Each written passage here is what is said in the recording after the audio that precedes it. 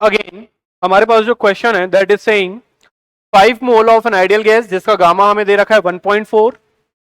And it is mixed with 10 mole of another ideal gas जिसका gamma हमें दे रखा है 1.6 देन द ये गामा होगा बेटा, gamma of the mixture will be, यानी कि इस क्वेश्चन में हमें पॉइजन रेशियो ऑफ मिक्सचर निकालना है। तो जब हम किसी गैस के लिए पॉइजन रेशियो निकालते हैं तो उसके हमारे दो फॉर्मूले होते हैं। एक तो जब गैस के सीपी और सीवी हमें पता हो तो हम फॉर्मूला अप्लाई करते हैं N1 CP1 प्लस N2, मैं लिख देता हूं, गामा मिक्सचर का फॉर्मूला होता है N1 CP1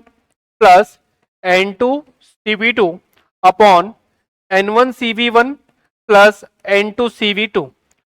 ये गामा मिक्सचर का फॉर्मूला हम तब अप्लाई करते हैं जब हमारे पास दोनों गैसेस के सीपी और सीवी की वैल्यूज होती हैं। बट जब दोनों गैसेस के सीपी और सीवी ना दे के हमें डायरेक्ट गामा की वैल्यू दे दी जाए तो हम जो फॉर्मूला यूज करते हैं गामा मिक्सचर का that is gamma mixture is equal to N1 gamma 1 gamma 2 minus 1 plus N2 gamma 2 gamma 1 minus 1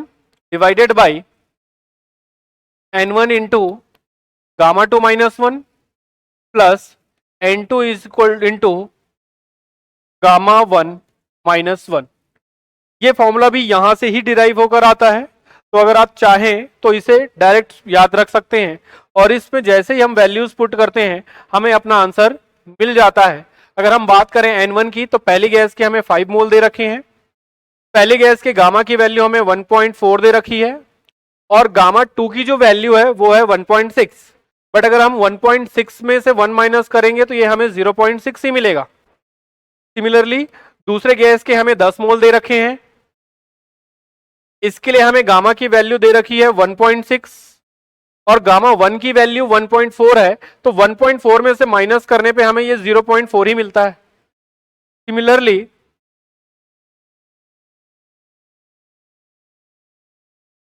अगर हम इसे डिवाइड कर दें N1 की वैल्यू जो कि 5 है और गामा 2 माइनस 1 यानी कि 0.6 प्लस 10 इंटू 0.4 से, तो इस वैल्यू को सॉल्व करने के बाद हमारे पास आंसर आ जाता है। एंड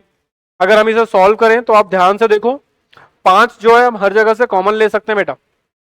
या आप ना भी चाहें तो इसे सॉल्व किया जा सकता है। और इस गामा मिक्सचर को सॉल्व करने के बाद जो हमारे पास मिक्सचर की गामा की वैल्यू आती है दैट इज 1.53, अप्रोक्सीमेटली 1.53, यानी कि correct option for this question will be option C.